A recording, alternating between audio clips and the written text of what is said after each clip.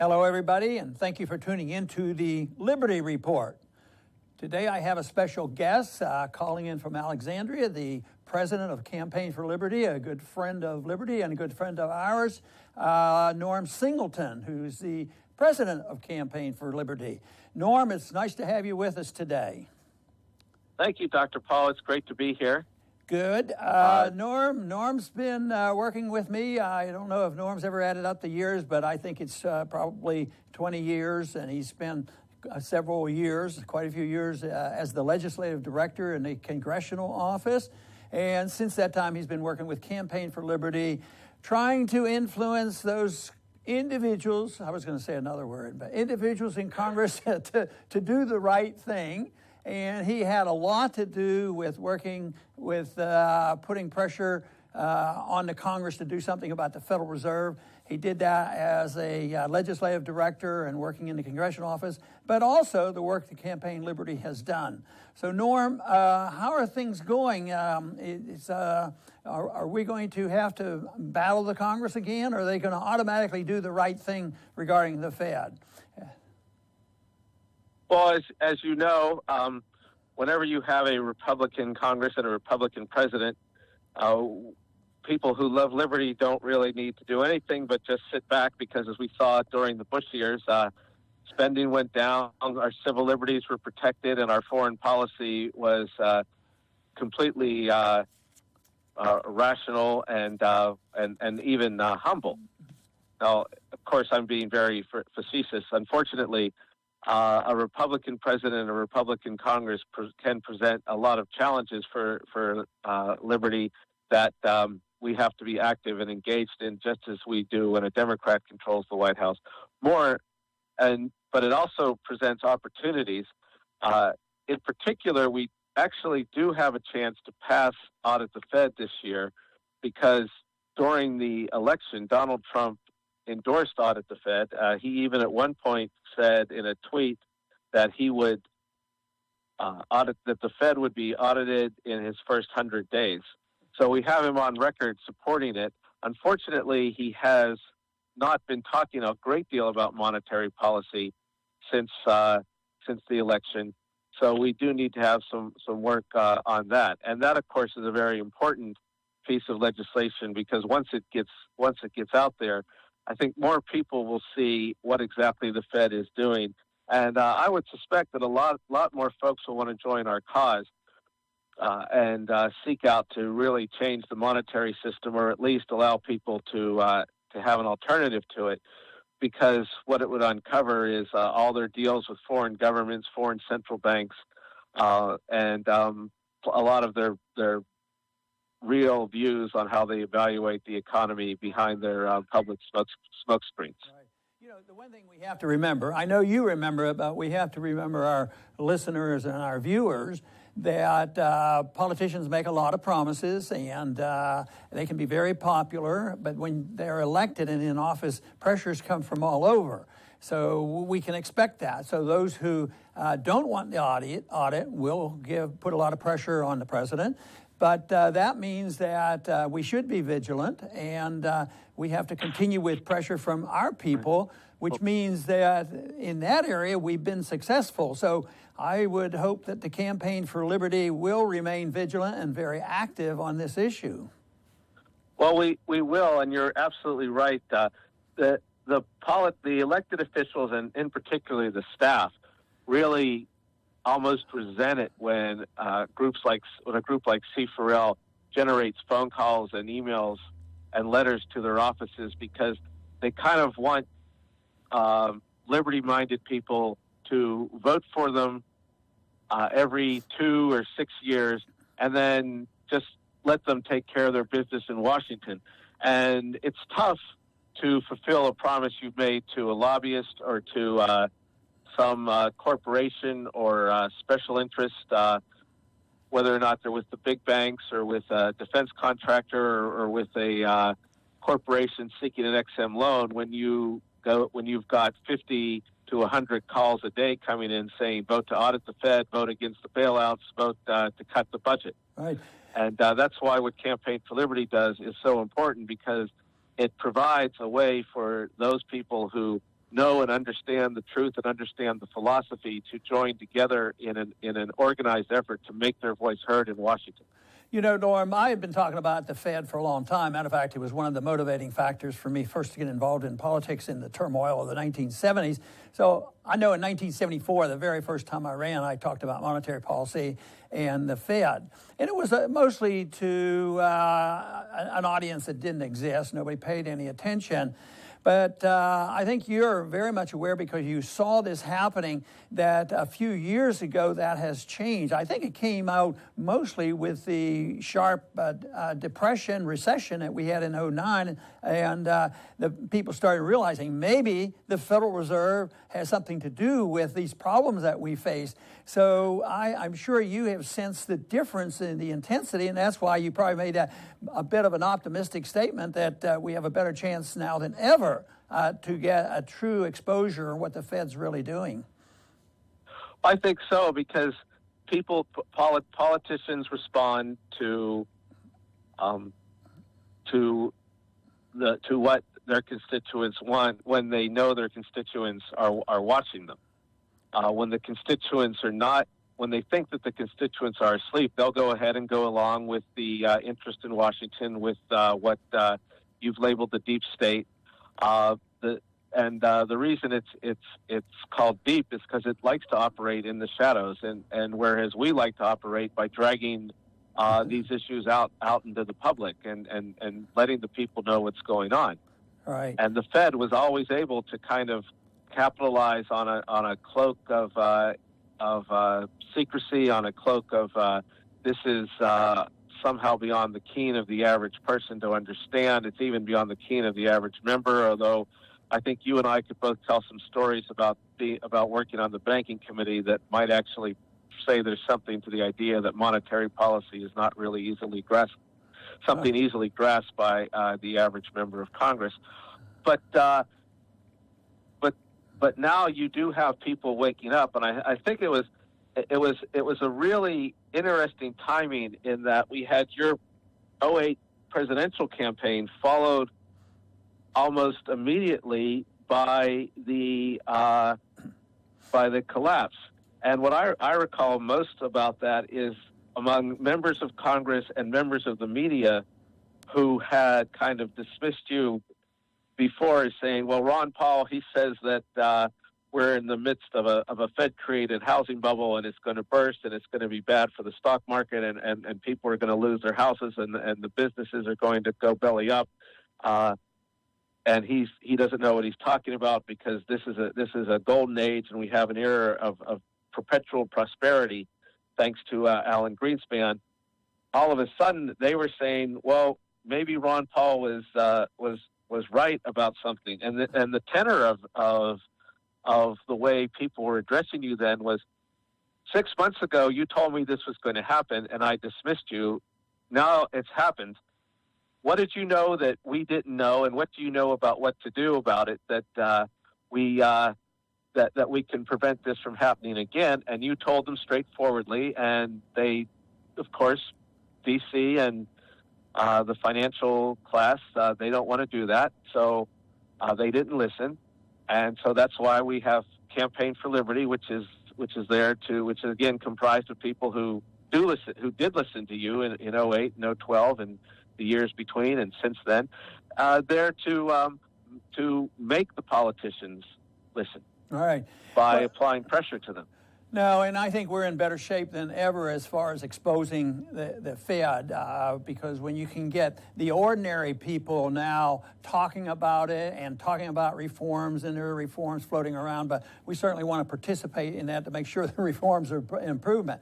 I want to go on to something else, Norm, which has been an important subject over the many, many years, as long as I've been in Congress, certainly, in the Reagan era, and that has to do with spending and budget deficits. I can recall what the last budget that Carter had, every Republican voted against a deficit of $27 billion. They thought that was so outrageous. So Reagan comes in, and of course, I wasn't too happy with their budget. It turned out that the first year Reagan had it was $138 billion. It skyrocketed. But even today, now the Republicans are in charge, and where do you think we stand on that? Can we be more optimistic now? Do they realize this deficit is bad, or could this new administration also like to spend money like Democrats? What's your opinion on that? I think that we have reasons to be concerned. The new administration is talking about increasing domestic infrastructure spending. They're talking about increasing the defense spending. They seem to be buying into this great myth that sequestration has really cut the military. I say what we need is real cuts right now, and real cuts means real cuts, not DC cuts where we'll increase spending for the first 5 years, but don't worry because a future Congress is going to do what we refuse to do and cut spending. And I think that this is another area where Campaign for Liberty needs to really mobilize. And of course, spending is tied into monetary policy because one of the reasons that the Fed keeps interest rates low, continually pumps money into the economy is to make it easier for the government to borrow and rack up these big debts. I think and I also do think that if you look at the record of the past several years, Republicans, instead of can't even be counted on to vote against the Democratic president's budget. Instead, they'll cut a deal, and it's we'll give you a little more warfare, you'll give us a little more welfare, and it really is a bipartisan. It's an open bipartisan collaboration to just increase spending, and the other thing to look at too is on spending bills is there's not a filibuster-proof majority in the Senate, and I think already our old friend Senator Sanders said that he was willing to work with Donald Trump on areas where they both agree to help the working man, and I think that's code for increased spending, increased taxes, increased tariffs, and you can count on me to round up Democratic support for your initiatives. Mm-hmm. You know, the other big issue in the campaign from the very beginning, and has been something the Republicans have talked about all the way back since Obama got into office, and it was one issue where the Republicans were essentially unanimous in opposition to Obamacare, and that was a big issue in this campaign. What is your sense from the people that you talk to on what's likely to happen? Do you think Trump's going to stick to his guns and really reform it? Do you think he has the votes to do this? Or where do you think we stand on that? I'm doubtful because I think what happens when it gets down to the wire is you have a lot of Republicans who get hammered by the liberal media for, you want to take health care away from poor children and from working people and people with pre-existing conditions. And they balk and they say, well, we need a program that is going to cover just as many people, that's going to provide just as many subsidies. And what they end up doing is passing Obamacare light. And I think that's what's going to happen. And I'm afraid that that's what's going to happen. Again, what needs to be done is people need to keep them accountable to their promises. And also we need to, and I don't know how you do this, but one of the big problems I think in Washington is that there's a lot of people, even some so-called conservatives, who they say that, well, we'd be better off with the free market in theory, but when you talk to them in specifics, or when it comes down to actually voting to repeal programs, they don't really believe it, or they're scared, or they don't want to put the intellectual energy into coming up with a transition. to gradually, if you don't want to kick people out into the street. But what's wrong with saying that, as you've talked about before, saying that people can stay on for a certain amount, or those who are currently on the program can keep the benefits, but after a certain date it's cut off, or you phase in cutbacks with increase in taxes. It's right. And this is, again, an area where I think people need to stand up and who understand this and stand up and demand real free market reforms. Because if you just get Obamacare light, what a lot of people in D.C. don't seem to understand, because they don't understand economics, they don't understand the root cause of the problem, is you're just going to keep the same cycle, and you're just going to have the same problems, and you're just going to have the same debates over socialized health care versus more corporatized healthcare. Yeah, I don't suspect that they're going to have tremendous reforms. They're not going to get rid of it. But I think there's one thing that they could do could be very helpful, and of course that's getting rid of this mandate that forces everybody in there, and they get a penalty if they don't do it. To me, it's sort of like you don't have the option to send your kids to private school or homeschooling, and everything is absolute. In medical care, it's moving toward that absolute. But we do need to move on a little bit. I wanted to see if I could get a sense of what you're hearing on the Hill, the people that you know, the constitutional conservatives and the libertarians. Do you think they're just hopeful? Do you think there's some optimism, or are there some that are very skeptical of having the changes, whether it's Obamacare or on the budget or on any of these major issues? The staffers that I've talked to so far have been, I would say, they're cautiously optimistic, but they're ready to work with the Republican leadership and the president where they agree with them, and ready to fight them where they don't. I was pleased to see a certain senator from Kentucky out front against some of Obama's, that's Freudian slip, some of President Trump's floating people like John Bolton and your old friend Rudy Giuliani as Secretary of State. I'm glad to see that in the upcoming lame duck session, we have people like Thomas Massey have been outspoken against, and this is something that's a priority for Campaign for Liberty in the next month, is fighting this attempt to tax our online commerce, which they want to make a deal on. And of course, the deal is no better than the original bill. It makes them, as they do in D.C., they make some cosmetic changes, and they say, well, this is something conservatives should expect because we listen to your concerns.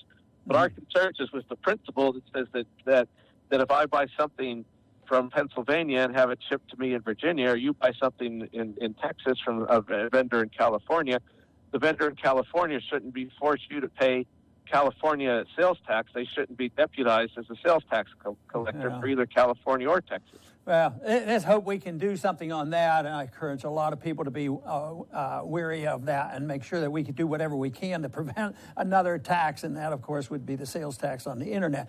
I wanted to finish with a question, but you already brought it up, so we don't have to spend too much time on it because we'll need to go, and that was the neocon influence on foreign policy.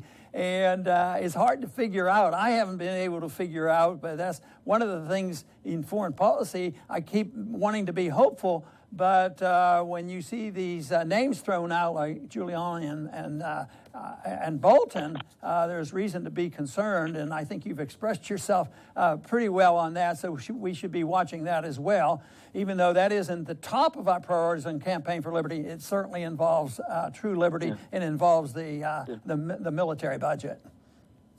It does, and there's one other thing that Campaign for Liberty will be making a priority of next year that I think is probably going to be a major issue.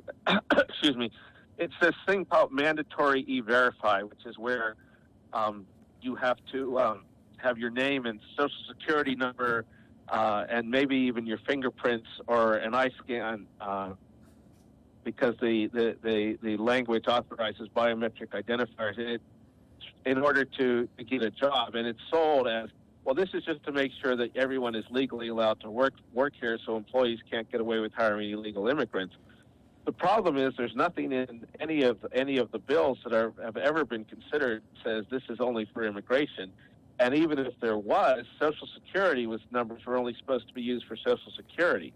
And so this is something that not just people who are concerned about or who oppose Trump's policies on immigration or the standard Republican policy on immigration should be concerned with, but people who are concerned about gun rights, are concerned about privacy rights, are concerned about the loss of our civil liberties and the government assembling all these massive databases on it, because this really would open the door to being the final step in a total surveillance state, and it's very scary.